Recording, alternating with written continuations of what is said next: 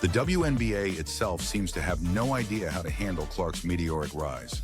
Despite Clark's jaw-dropping rookie season, which saw her lead the league in points and assists, the WNBA has been suspiciously quiet.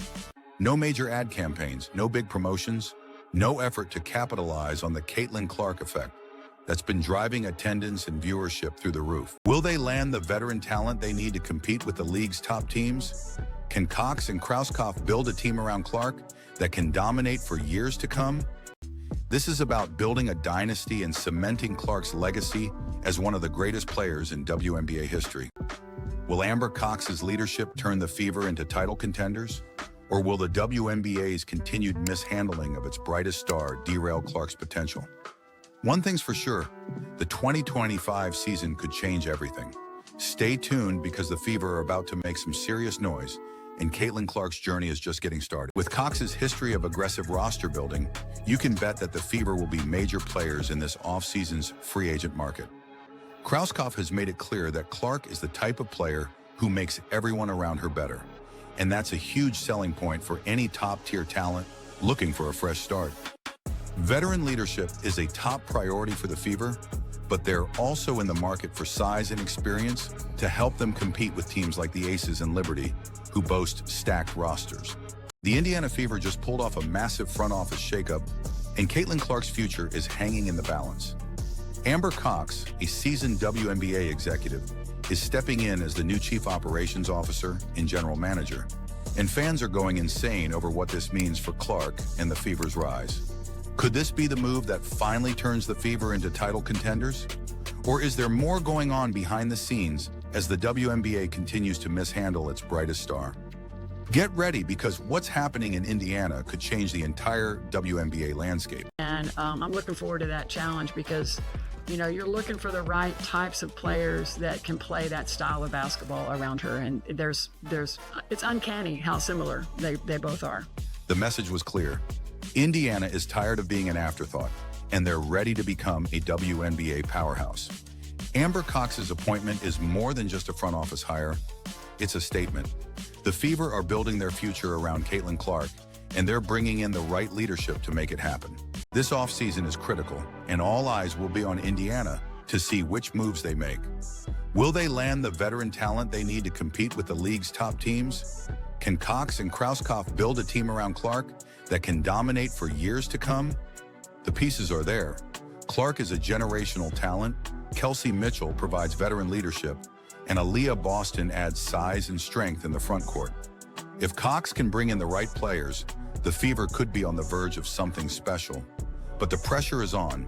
This isn't just about winning a few more games. This is about building a dynasty and cementing Clark's legacy as one of the greatest players in WNBA history. The Indiana Fever have just made their boldest move yet, and the future of Caitlin Clark's career could depend on what happens next. In a move that has shocked the WNBA, the Indiana Fever have appointed Amber Cox as their new Chief Operations Officer and General Manager. Cox isn't just any executive. She's a proven leader with a track record of turning struggling franchises into powerhouse organizations. Now she's tasked with guiding the Fever into what could be their most pivotal era yet, all while navigating the intense pressure to build a championship-caliber team around Caitlin Clark. Krauskopf hinted that Indiana is looking for players who can run the floor with Clark's fast-paced style, defend at a high level, and bring a winning mentality to the franchise. If the Fever can land a couple of key free agents, they could go from playoff hopefuls to legitimate title contenders. But here's the kicker. This offseason could define not only the future of the Fever, but the trajectory of Caitlin Clark's entire career. Caitlin Clark's rookie season was historic, but it's clear that Indiana is ready to take things to the next level. In a press conference, Fever president Kelly Krauskopf laid it all on the table. And look, Amber and I, we're both, as general managers, she's going to be doing a lot of the day-to-day groundwork. For me, we're both going to be talking to agents. We're both going to be talking to the team. We'll be making those basketball decisions together. Looking forward to working with her. She's been a part of really building a lot of different teams. So she brings in varied experiences, knows a lot of people around the league, a lot of agents. The team needs to add size, experience, and leadership around Clark to make a serious run at the title. Krauskopf didn't hold back when talking about how critical Clark is to the franchise's future, saying, "Caitlin Clark is a generational player." There's clearly there's something about the way she plays the game, her passing, her shooting, that people really identify with. And our backcourt, I think, is probably going to be one of the best in the league between her and Kelsey. It's a dynamic duo right there. But Krauskopf wasn't done there. She sent a warning to the rest of the league. Let's address the elephant in the room. The WNBA is completely fumbling the bag when it comes to Caitlin Clark. Despite her record-breaking rookie season, the league has been slow to promote her as the next big star. Where are the commercials? Where are the billboards? Where is the full-court press to turn Clark into the face of women's basketball? It's baffling, especially when you consider the numbers.